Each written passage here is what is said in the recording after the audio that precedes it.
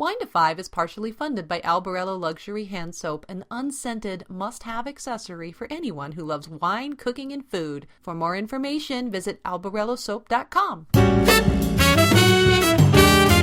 It's not 5 o'clock, and they don't care. Welcome to Wine to Five. Entertainment, education, and everyday drinking for everyday people. Your hosts are Valerie Caruso and Stephanie Davis, two wine educators who don't need a clock to know when to pour that next glass.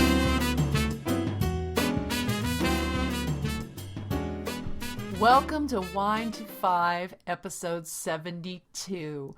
Guess what? Steph is in the house. Literally. Because she's sitting right here in my office, like right next to me for a change. Welcome, Steph. Yay! Oh my gosh. And together we're sipping the Dr. Yvonne Basserman Jordan Blanc de Noir 2014, which was something that Val was drinking, I don't know how many episodes back, and I was like, I have to try that. Yep, I had one bottle in the cellar and I pulled it up to have with our lunch, and it is so delicious. It's an extremely unusual and inexpensive wine from Germany. It's actually made with Cabernet and Pinot Noir. Mm-hmm. Like, how often you see those two grapes in the same glass, right? Yeah, never. And no. And Blanc de Noir, as you may remember, is a white wine made from black grapes. Usually you see it with sparkling wines. Yeah. Yeah, but this one is a lovely light salmon color. It's almost like a Vin Gris or a Vin Girs, like a gray wine. But it is absolutely delicious. It's got intensity of aromas and flavors. It smells like what, berries, like raspberries or strawberries more like, and currants, and it's got this really nice fresh acidity, and I could just drink this. What do you think of this? You know, well, there's some rosés where you can stick your nose in the glass and think that you might be having a red wine, you know, if you didn't see it visually. This one, I don't think you would think that, although you do feel some nice tannin structure, almost like you get some of that red component when you have it on your palate, you know, so that's kind of cool. But you do get the red fruits. You do. It is fresh. I like the color. It's not pink. I mean, it is very subtle. Like onion skin. Yeah, almost. Onion skin, or what's the... Oeil de Pedry. Yes, thank you. Partridge eye. The partridge eye. Or occhio de pernice, depending on where you are. That's right, that's right. That's a factoid in of itself. You know what? That's it. That's your factoid for the day. So, by now you're probably saying, yeah, we get it. You're drinking wine. Again. So can we please get to the show? Yes! Can we get to the show, Steph? Yes, we can. We are so excited, obviously, to bring you an interview with Eric Asimov. So Eric Asimov, as you probably already know, is the chief wine critic of the New York Times and the author of How to Love Wine, a Memoir and Manifesto, published by William Morrow, and Wine with Food, Pairing Notes and Recipes from the New York Times, written with recipes by Florence Fabricant and published by Rizzoli. Eric's weekly column appears in the food section of the Times. Naturally, he's on Twitter too, at Eric Asimov. A collection of his columns is included in the New York Times Book of Wine, published in 2012 by Sterling Epicure. And before he started writing full-time about wine in 2004, Asimov wrote primarily about restaurants and food. He created the $25 and under restaurant reviews in 1992 and wrote them through 2004. Eric is a co-author of 5 editions of the New York Times Guide to Restaurants and published 4 editions of the $25 and under, a guide to the best inexpensive restaurants in New York. In 2013, he was inducted into the James Beard Foundation's Who's Who of Food and Beverage in America. Asimov is a graduate of Wesleyan University in Middletown, Connecticut, and did graduate work in American Civilization at the University of Texas at Austin. He is married to Deborah Hoffman and has 2 children, Jack and Peter, and lives in Manhattan. So please pour yourself a glass, unless you're driving or, like Valerie, on a treadmill. And sit back and enjoy the show.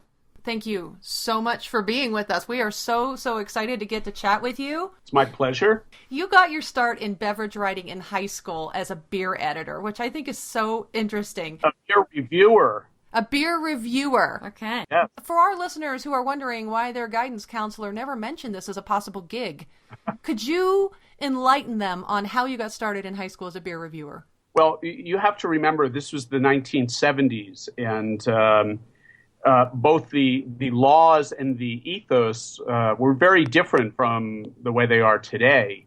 Back then, the drinking age was 18, for one thing. And I think my high school in particular was a little bit laissez-faire.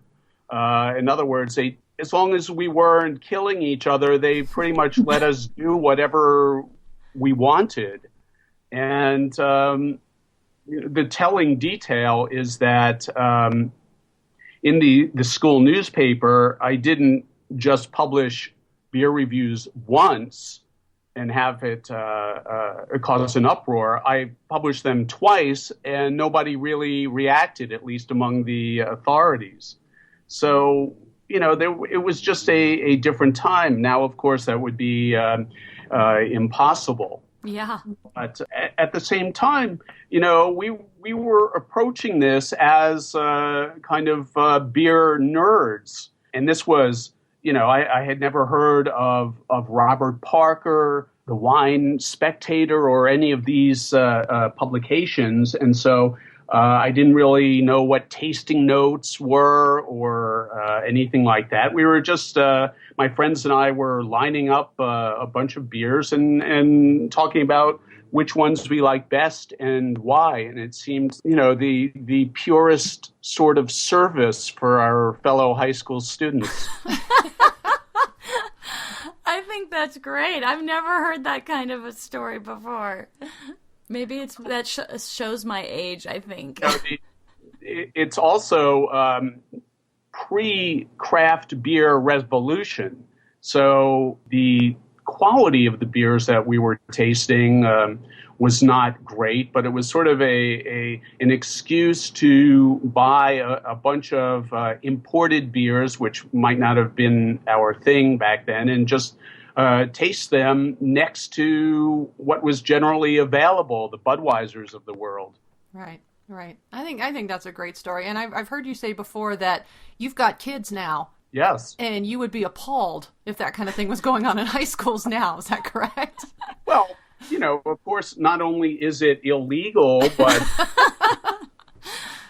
unsupervised. I mean, I would expect them to get the best sort of coaching and advice. And no doubt that the beer drinking still goes on.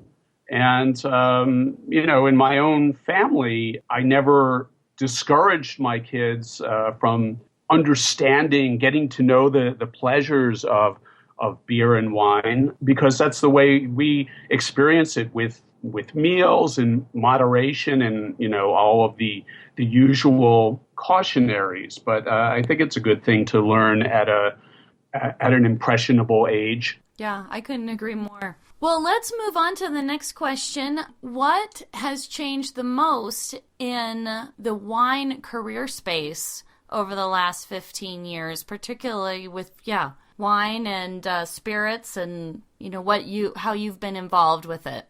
Well, let me talk about wine because that's really my professional focus. And without a doubt, the biggest change is in the remarkable diversity of wines that we have available today that we probably could not even imagine 15 years ago. Wines that today are a significant part of the conversation not only were hardly available back then, nobody really even knew of their existence outside of a few experts.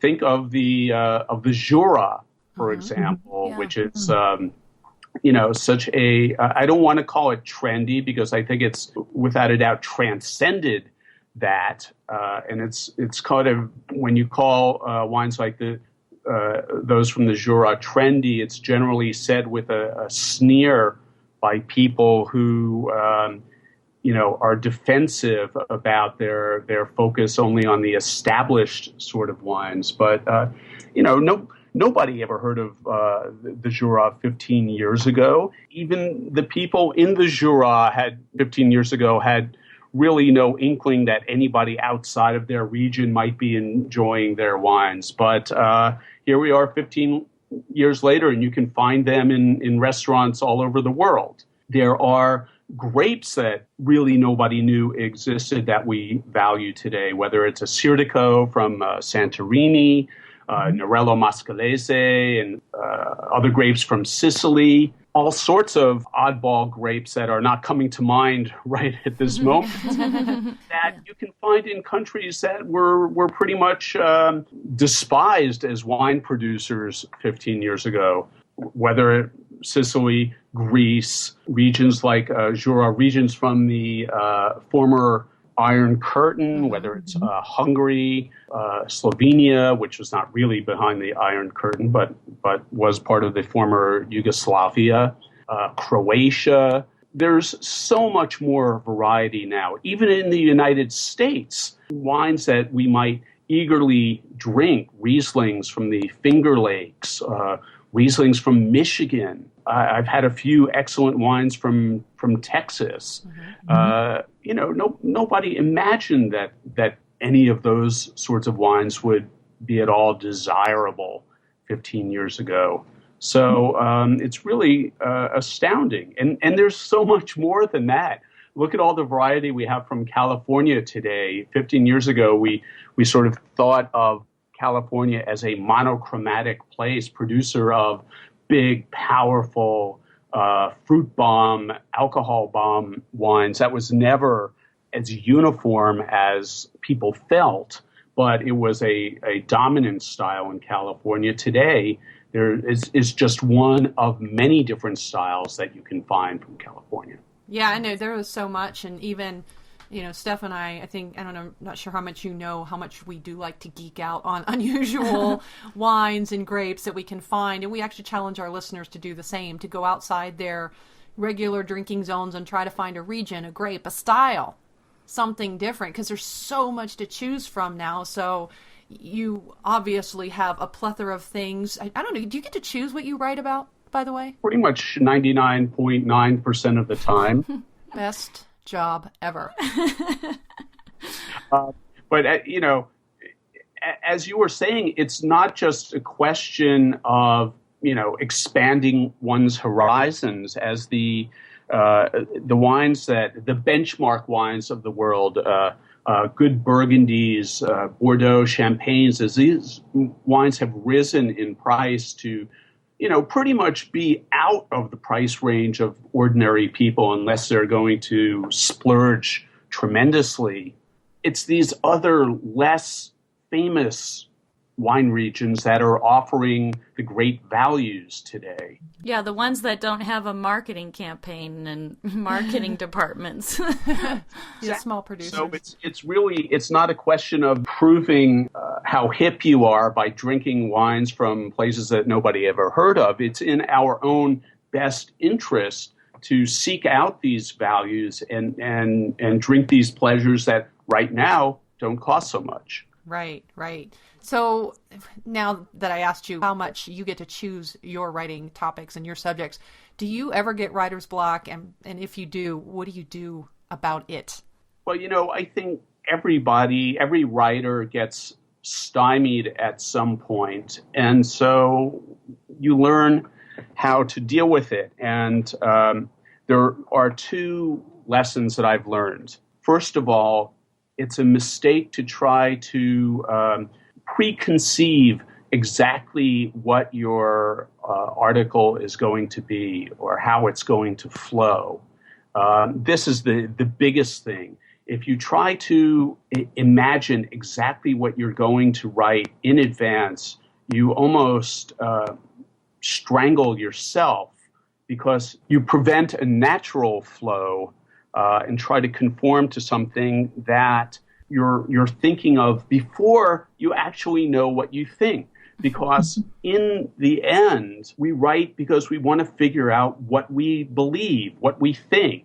And that's the second lesson that I've learned. When you are faced with a blank computer screen, just start. Just start writing. Doesn't have to be perfect. It doesn't have to actually bear any relation to what you think you're going to, what your article is going to look like when it finishes. But you have to start somewhere, because by beginning to speak, you can go back and change and alter, and you've got a framework to work from. And that leads to a third point, and this isn't really specifically about writer's block, is it as it is just about writing in general. You know, sometimes we get so captivated by our own words that we're afraid to let them go. And probably the hardest thing for any writer, or at least for me, is to admit to myself that something I've written isn't that good, and I really need to eliminate those 2 paragraphs and start in a different way, or just move past that. Mm-hmm. Because, you know, for me, writing is all about getting into a zone where it just kind of, I'll never call it effortless because it's really hard work, but it just begins to flow, and the lack of concentration that you thought you had, the sort of fritting away of time, the Google searches, the Facebook searches, you do to prevent yourself from actually starting to write, that all disappears. And before you know it, you know, a couple of hours have passed and you've accomplished something. Yeah, that's called the resistance, right? It's like everything that's working against you to get what you really need accomplished. But no, I'm so glad that you gave those couple of pointers. We do have a lot of listeners that enjoy blogging and microblogging and writing about wine, including my co-host sitting next to me here. I think that's great advice. But since we had that siren so nicely in the background, which I thought was really cool, actually, since you're in New York City. Because Eric is joining us from New York and we're still here in Colorado. But let me change gears again and say, you know, you and I met, Eric, at the 2nd annual Women of the Vine Symposium. Yes. And I wanted to know what your thoughts are on the symposium and how can men benefit from attending? Well, I think it's really quite simple. Just shut up and listen. You must have the happiest wife ever. Happy wife, happy life.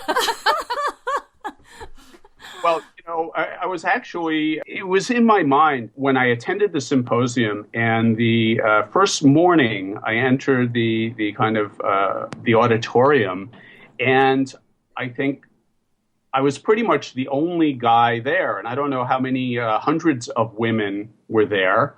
But, you know, it was a little bit of an uncomfortable feeling for me. It's not that it's not useful. In fact, I think every man should be the only man in a group of women, just as I believe, you know, every white person should have the experience of being the only white person in a group of African American people. It's educational. You learn something. You maybe have to hold back your impulse to mansplain. That's going to be a hashtag, I think. That is, yeah. But yeah, you know, I wondered what can I possibly offer to a group of women that doesn't come off as either patronizing or condescending. And I thought, you know, the best possible thing I could do is to listen. I think that was great. No, I think what you also said about being a minority for anybody in any situation, I think what's so great about it is that you really learn a lot about yourself. And just like you were saying, you ask yourself, what can I give of value, or how can I contribute? And I think we all sort of face that question when we're in those positions. So I was certainly glad that you were there. It was fun to sit next to you and chat, and you did a great job being a moderator for sure. Thank you. Let's move on to the 2-part question here that we have regarding restaurant dining. Yes. What is your strategy on tipping for bottle service? Because many people don't believe that's a thing. And then would you mind giving us your thoughts on restaurant wine markups and pricing? Sure. I always tip on bottle service. I think that wine service in a restaurant is a lot more than simply toting the bottle over to the table. It's a matter of having proper glassware and taking good care of them. It's a matter of storage. In a good restaurant with an excellent wine program, it can be a matter of aging the wine for a prolonged period without return on that investment. It means having a sommelier with expertise. And I think that, even people who write about wine for a living defer to sommeliers because the sommelier is the person that knows the cuisine of the restaurant, knows the wine list, the vintages of the wine, how the wine and food go together. So, there's a lot of value that you're getting along with that bottle of wine. And I think it's the right thing to do to tip on the bottle. Now, if you're going to be paying $1,000 for a bottle, my assumption is that you have enough money so it doesn't matter Yes. tipping on that bottle. It's usually for the person who is splurging on a $150 bottle where that tip gets a little bit worrisome. But I think it's part of the restaurant experience. One very heartening development in the last year, at least here in New York City, is the very slow arrival of the no tipping policy in restaurants. The Danny Meyer restaurants in New York have adapted that policy, and so have a few others. And it makes the whole experience a little bit less painful, even if the menu and wine list prices are a little bit higher. Remind me of the second part of the question, please. Actually, you just answered it. The restaurant wine markups and listeners, you just heard Eric Asimov preach the gospel on why it is important to take care of your service for a good bottle of wine. And I think probably one of the things that, what Val's personal opinion is, if you are going to mark up your wine and have a great wine list, please have good stemware. That kind of goes into it. That whole thing, that drives me crazy. But let me just say one other thing about markups. The standard has always been, at least in New York City, twice the retail price. Sometimes restaurants go beyond that. Mm-hmm. I've seen restaurants in New York get up to 3 times the retail price. And I think that's something that really bothers me. And I don't think it speaks well of the restaurant or their spirit of hospitality. One heartening thing that I've seen is some restaurants, again, it's that revolutionary restaurant mind, Danny Meyer, who in his restaurants, he has about a half dozen restaurants, not including Shake Shack, in New York, each of which has an excellent wine program, and each of which is individually tailored to the personality and character of the restaurant.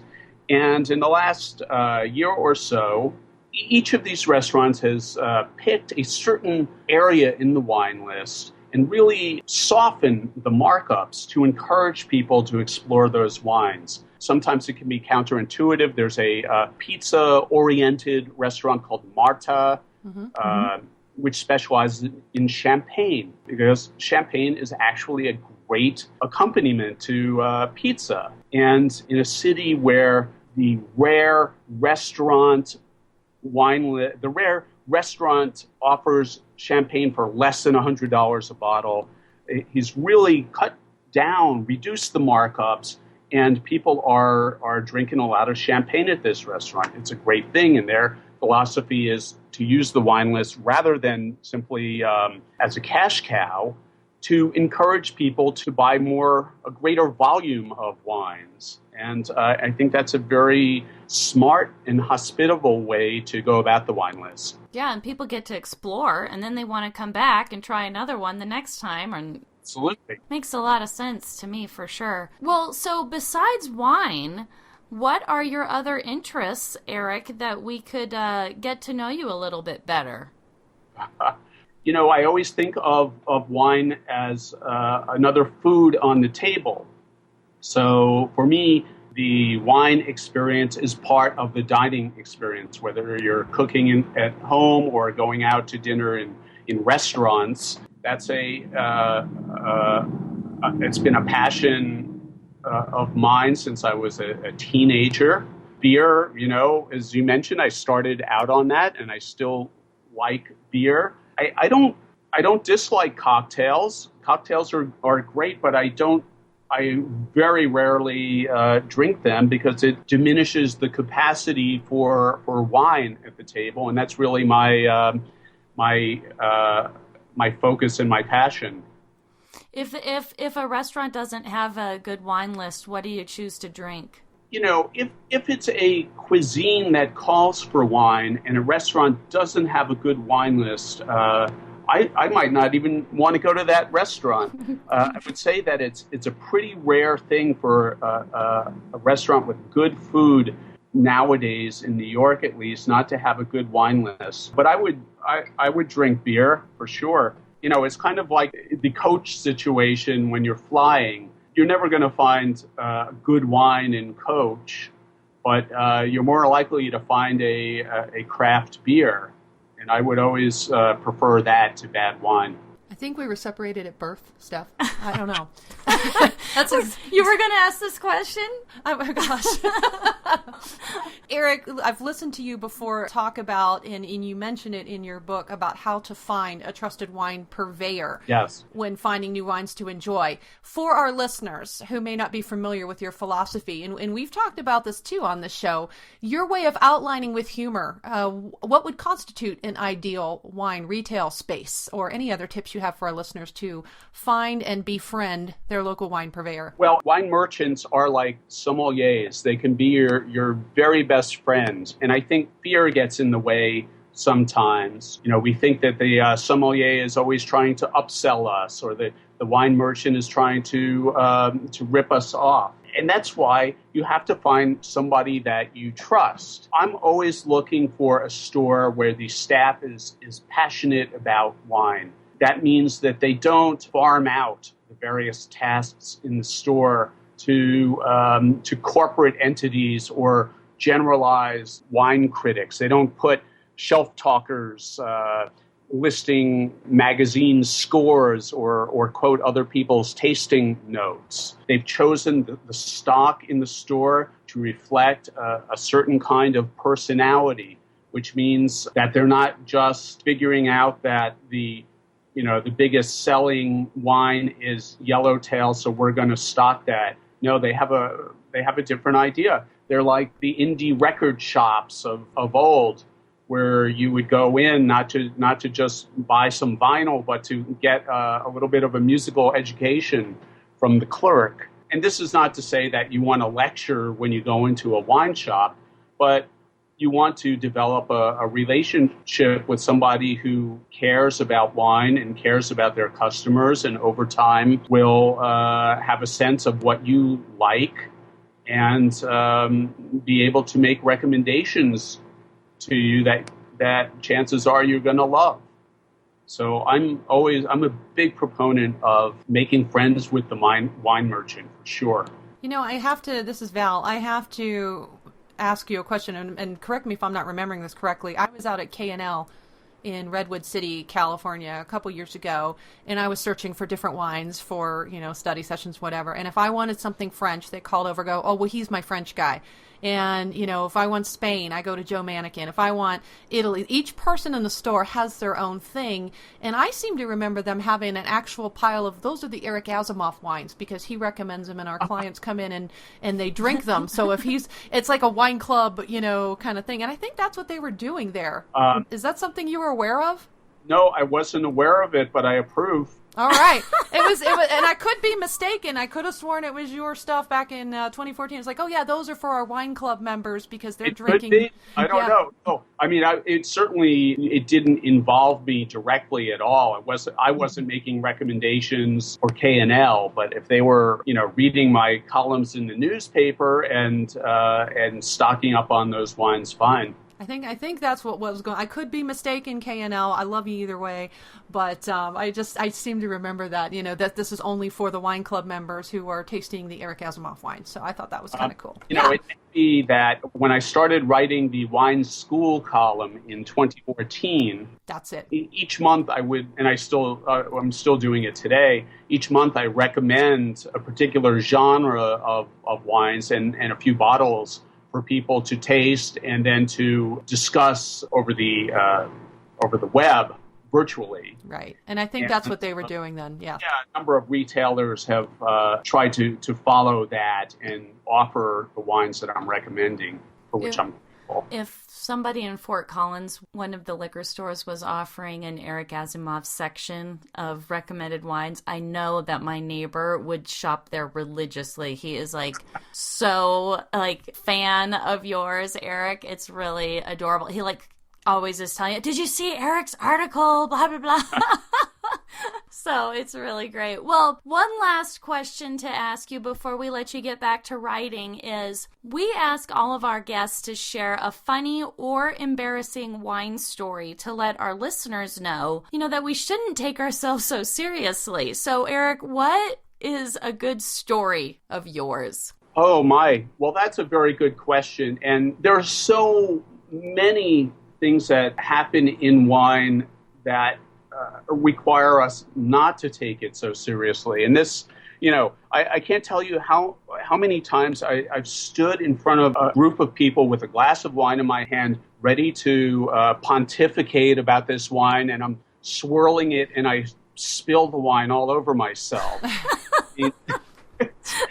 I've done that too. You pick up a glass of water instead, and you start swirling it because, you do it unconsciously, and somebody, usually like one of my kids, will point it out. Oh, Dad's doing that again. Wine offers endless opportunities for embarrassment. Forget about the times where, somebody calls on you to identify a wine blind, and, it's not like the most obscure wine in the world, which you can be excused for not getting, but it's something that's incredibly obvious, and you still don't get it. Luckily, those are things that are easy to laugh about because they're so unimportant. The etiquette for wine, the blind tasting, all of these things that are sort of glamorized by movies like Somm, to me are the least interesting aspects of wine. It's the pleasure that you take out of it, for which fear can be a significant obstacle. So I think if we can all laugh at ourselves and some of the foibles of wine culture, in the long run, it just makes it easier for more people to take pleasure in wine. And that's what it's all about. Yeah, for sure. That is so true. I mean, you really said the real message that we have here on Wine 25, everyday drinking for everyday people. And Val and I pretty much drink on the show and tell everybody all sorts of fun, interesting wines we're having and things that we're exploring. So it was great. Have you really resonate with that same message? So thank you, Eric. And one last thing, Eric, before I forget. We do want our listeners to know how to connect with you and how to find you online. Well, I'm at the New York Times. Every column I publish includes my email, asimov@nytimes.com, and my Twitter handle, Eric Asimov, @Eric Asimov. So you can find me on Twitter or through email or through commenting on articles I publish on the New York Times website. I think I stalk you on Instagram, too. Yes. How could I forget about Instagram?